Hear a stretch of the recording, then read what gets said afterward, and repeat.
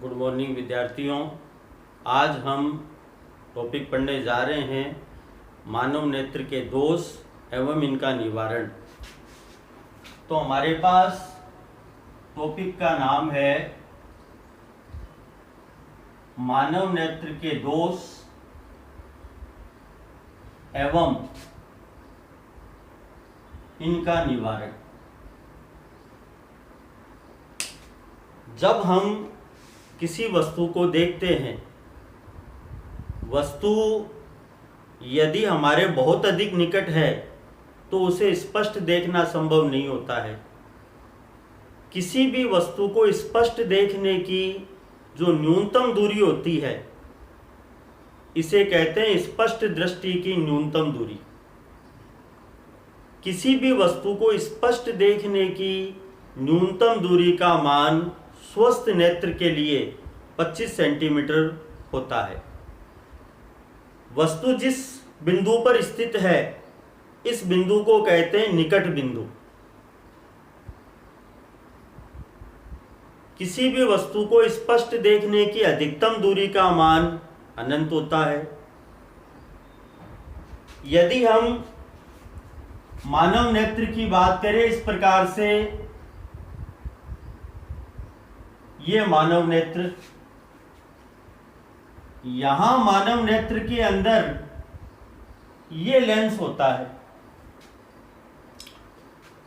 मानव नेत्र का ये जो हिस्सा होता है, इस हिस्से को हम कहते हैं रेटिना।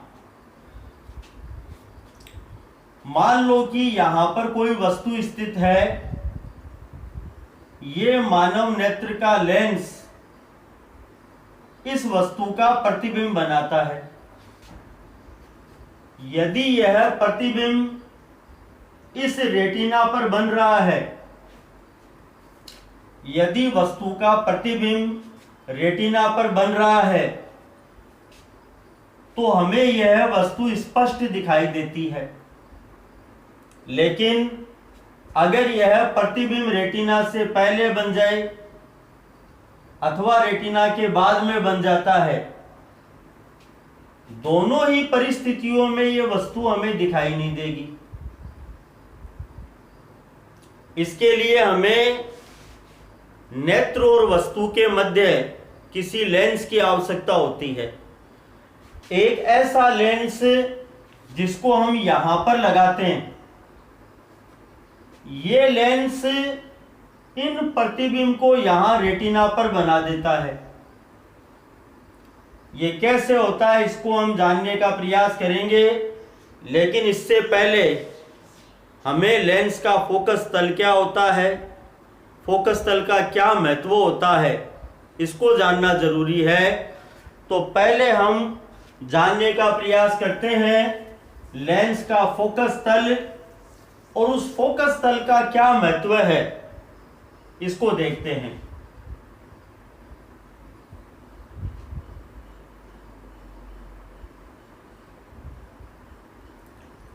ये एक उत्तल लेंस, ये इसका फोकस बिंदु F। मैं इस प्रकार से एक रेखा खींच रहा हूं, इसका नाम है फोकस तल। यह फोकस तल मुख्य अक्ष की रेखा के लंबवत है एवं फोकस बिंदु से गुजर रहा है। यही परिभाषा है, मुख्य अक्ष के लंबवत एवं फोकस बिंदु से गुजरने वाले तल को फोकस तल कहते हैं। यदि प्रकाश किरण मुख्य अक्ष के समानांतर हैं इस प्रकार से, तो लेंस से अपवर्तित होकर यह फोकस बिंदु पर आकर मिलती है। लेकिन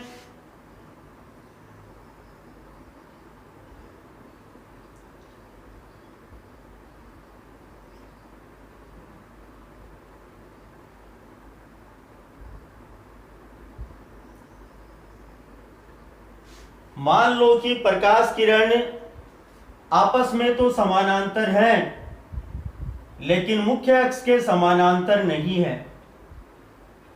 ऐसी स्थिति में ये लेंस से अपवर्तित होकर F पर नहीं मिलेंगी। जो प्रकाश किरणें मुख्य अक्ष के समानांतर होती हैं वो F पर मिलती हैं, लेकिन ये समानांतर किरणें मिलेंगी किसी एक ही बिंदु पर।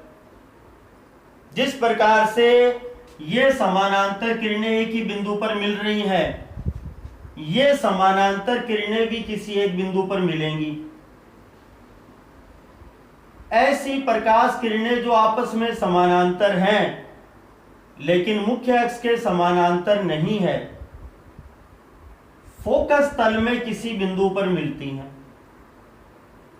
अब फोकस तल में कौन सा बिंदु होगा उसका हमें पता करना है।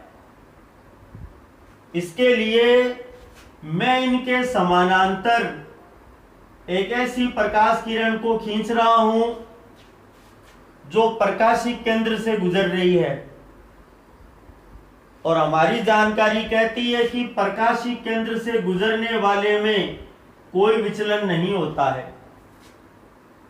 ये प्रकाश किरण जो प्रकाशिक केंद्र से गुजर रही है, फोकस तल के इस बिंदु पर पहुंच रही है।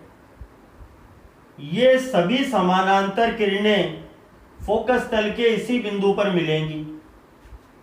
तो ये प्रकाश किरण भी इस प्रकार से विचलित होकर यहीं पहुंचती है और ये भी विचलित होकर यहीं पहुंचेगी। तो हमें देखने को मिल रहा है कि ये प्रकाश किरणें फोकस तल के इस बिंदु पर मिल रही हैं।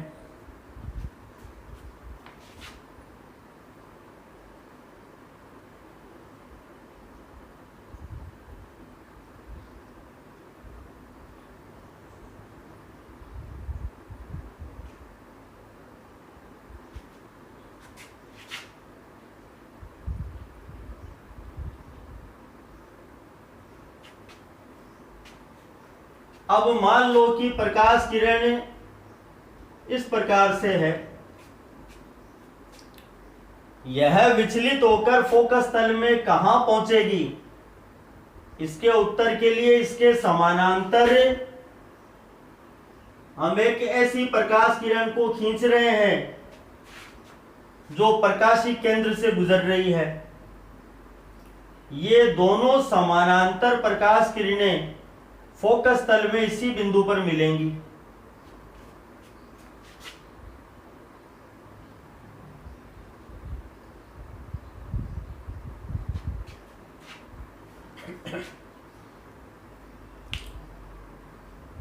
यहां जो बात हमें सीखनी है, अगर प्रकाश किरण मुख्य अक्ष के समानांतर है, मुख्य अक्ष को F पर काटती है, लेकिन यदि प्रकाश किरण समानांतर के स्थान पर समानांतर से कुछ ऊपर उठते हुए है, आप देख सकते हो ये लेंस से निर्गत होकर मुख्य अक्ष को यहां काट रही है फोकस बिंदु से पहले। अगर आप चाहते हो कि एक प्रकाश किरण जिस बिंदु पर कट कर रही है, इस चित्र में पर कट कर रही है, इससे पहले कट करे मुख्य अक्ष को, तो प्रकाश किरण का पथ आपको ऐसा करना होगा, F से पहले मुख्य अक्ष को कट करेगी। और यदि आपने प्रकाश किरण का पथ ऐसा कर दिया समानांतर से नीचे की तरफ, आप देख सकते हो कि यह लेंस से इस प्रकार से निर्गत होकर मुख्य अक्ष को इस बिंदु पर कट कर रही है, अर्थात फोकस बिंदु के बाद में। तो हमें प्रकाश किरण को कौन से बिंदु पर कट करवाना है, इसके लिए यहां पर इन चित्रों का महत्व रहेगा। इनका योगदान हमारे अगले टॉपिक में रहेगा। मानव नेत्र के दोष में सबसे पहले नाम लेने जा रहे हैं दूरदृष्टि दोष। दूरदृष्टि दोष क्या होता है, इसको लेने जा रहे हैं हम।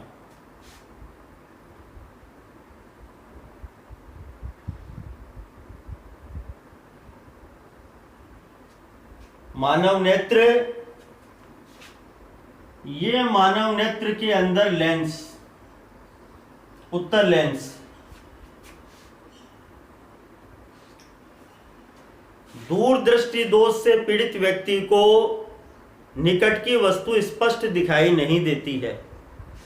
यहां पर ये मानव नेत्र, ये रेटिना और ये मानव नेत्र का लेंस, ये एक निकट स्थित वस्तु है। वस्तु से चली प्रकाश किरण प्रकाशिक केंद्र से जो गुजरती है, इसमें कोई विचलन नहीं होता है।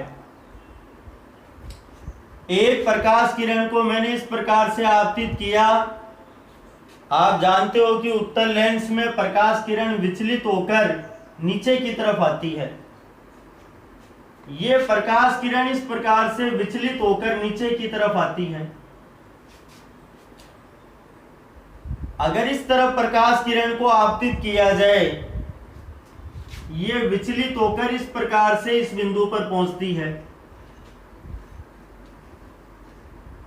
लेंस से निकलने वाली ये प्रकाश किरणें जिस बिंदु पर मिल रही हैं, इस बिंदु पर वस्तु का प्रतिबिंब बनता है। आप देख सकते हो, ये प्रतिबिंब रेटिना पर नहीं बन रहा है। ये स्थान रेटिना, अगर इस पर प्रतिबिंब बनता तो व्यक्ति को यह वस्तु स्पष्ट दिखाई देती, परंतु यह प्रतिबिंब यहां बन रहा है, रेटिना से दूर, नेत्र लेंस के बाहर बन रहा है।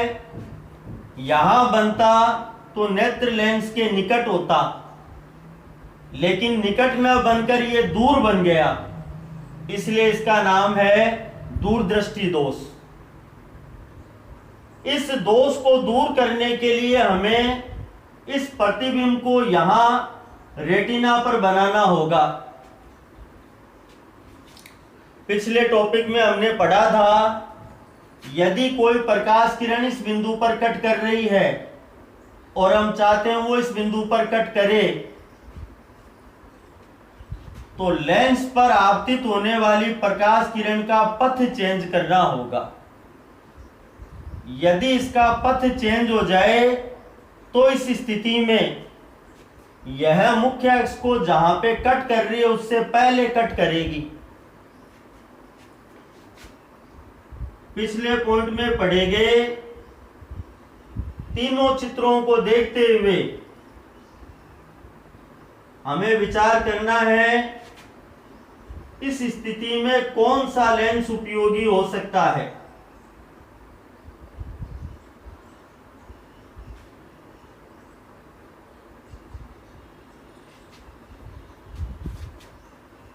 हमें प्रकाश किरण का ये जो पथ है इसको चेंज करना होगा।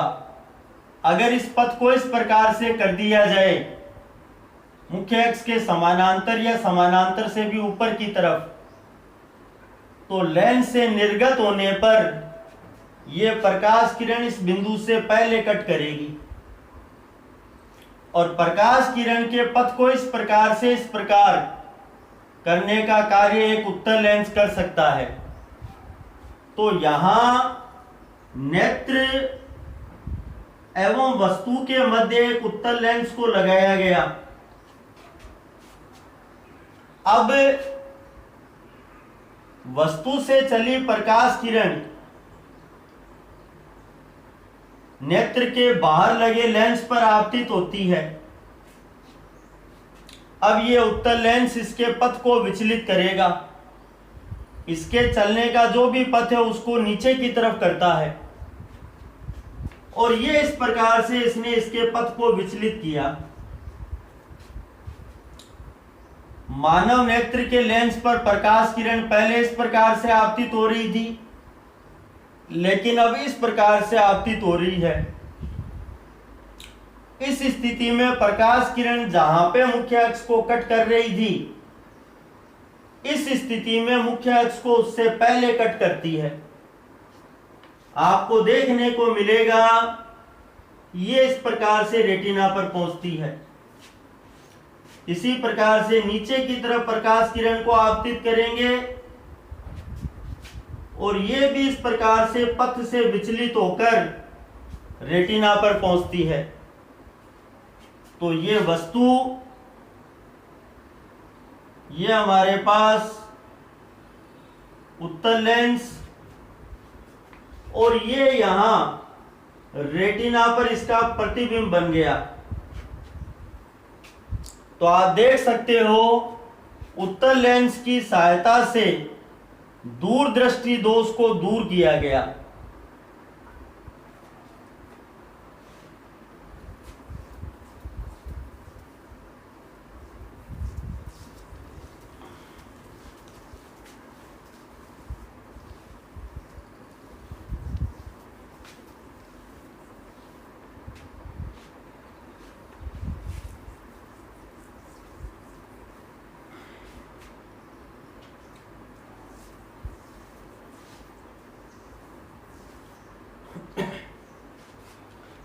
अगला पॉइंट है हमारे पास इस कड़ी में निकट दृष्टि दोष। यदि किसी व्यक्ति को दूर की वस्तु स्पष्ट दिखाई नहीं देती है तो इस दोष को कहते हैं निकट दृष्टि दोष।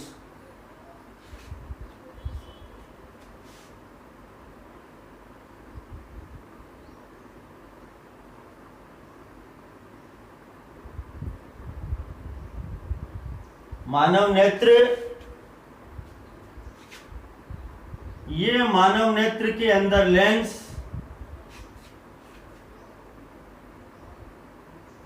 ये मान लो दूर स्थित वस्तु है। वस्तु से प्रकाश किरणों को मानव नेत्र के लेंस पर आपतित किया गया। अगर यह इस रेटिना पर मिल जाती तो व्यक्ति को यह वस्तु स्पष्ट दिखाई देती, लेकिन निकट दृष्टि दोष में लेंस से अपवर्तित किरणें रेटिना पर न मिलकर इससे पहले ही मिल गई। जहां पर यह प्रतिबिंब बनना चाहिए था, लेंस से इस बिंदु की तुलना में प्रतिबिंब निकट बन गया। लेंस से प्रतिबिंब यहां बनता, उसकी तुलना में यहां बनने पर निकट हो गया।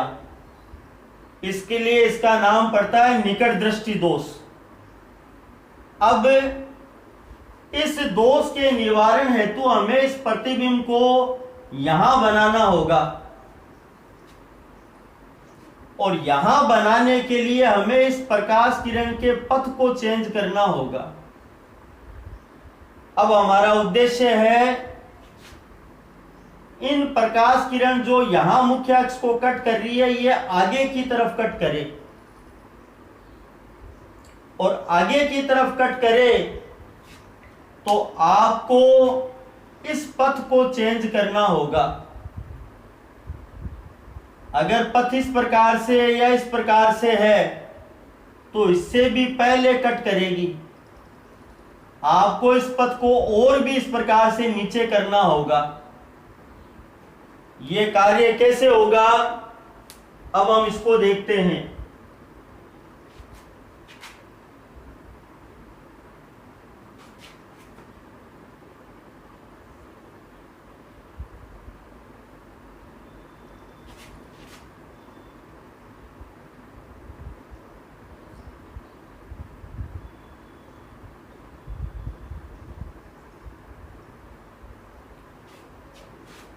मानव नेत्र, ये मानव नेत्र का लेंस, ये हमारे पास वस्तु। प्रकाश किरण के पथ को इस प्रकार से जो पथ है इसको और भी नीचे की तरफ करना है। इस कार्य के लिए वस्तु और नेत्र के मध्य एक अवतल लेंस का प्रयोग करते हैं। वस्तु से चली प्रकाश किरण इस प्रकार से जब लेंस पर आपतित होगी, अवतल लेंस पर, हमने इसके लिए पढ़ा था कि विचलित होकर ऊपर की तरफ जाती है। यह प्रकाश किरण पथ से विचलित होकर इस प्रकार से ऊपर की तरफ जाती है।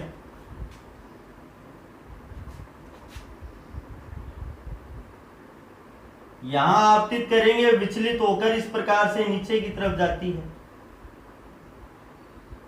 अब ये प्रकाश किरणें पहले इस बिंदु पर कट कर रही थी, इस स्थिति में इनका पथ चेंज हो गया और पथ चेंज होने से अब यह रेटिना पर कट करती हैं और प्रतिबिंब रेटिना पर प्राप्त होता है। तो आप देख सकते हो अवतल लेंस की सहायता से इस स्थिति में निकट दृष्टि दोष का निवारण किया गया। अगला पॉइंट है अबिंदुकता।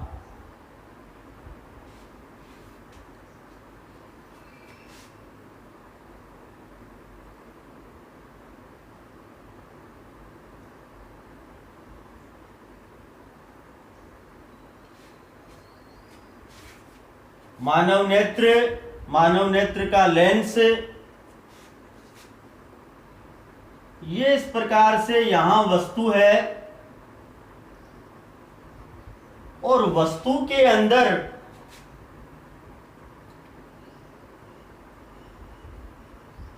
ऊर्ध्वाधर रेखाएं हैं, वस्तु के अंदर क्षैतिज रेखाएं भी हैं। वस्तु से चली प्रकाश किरणें मानव नेत्र के लेंस पर आपतित होती हैं, अपवर्तित होकर यह रेटिना पर ही पहुंच रही हैं। लेकिन इस वस्तु का प्रतिबिंब जो रेटिना पर प्राप्त हो रहा है, अब हम उसकी बात करें। यहां जो प्रतिबिंब प्राप्त हो रहा है, इस प्रतिबिंब के अंदर क्षैतिज रेखाएं, क्षैतिज ही मान लो प्राप्त हो रही हैं, लेकिन ऊर्ध्वाधर रेखाएं वक्र रूप में प्राप्त हो रही है। यदि किसी व्यक्ति को ऊर्ध्वाधर रेखाओं तथा क्षैतिज रेखाओं में से किसी एक प्रकार की रेखाएं तो सीधी दिखाई देती हैं, जैसे इसमें क्षैतिज रेखाएं सीधी बन रही हैं, लेकिन किसी एक प्रकार की रेखाएं जैसे ऊर्ध्वाधर रेखाएं वक्र रूप में दिखाई देने लग जाएं, अगर ये वक्र रूप में दिखाई देने लग जाएं तो इस दोष को कहते हैं अबिंदुकता दोष।